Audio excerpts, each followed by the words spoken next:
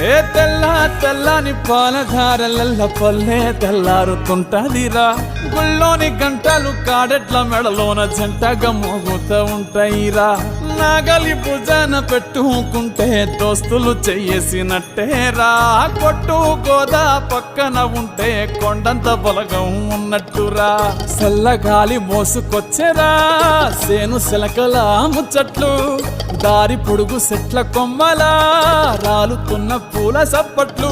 గట్టి మోపులు కాల్వ గట్టులు చెమట సుక్కల్లో తడిసిన ఈ మట్టి గంధాల ఊరు పల్లెటూరు దీని తీరే అమ్మ తీరు. కంగులోన దాసి పెట్టి కొడుకుకిచ్చే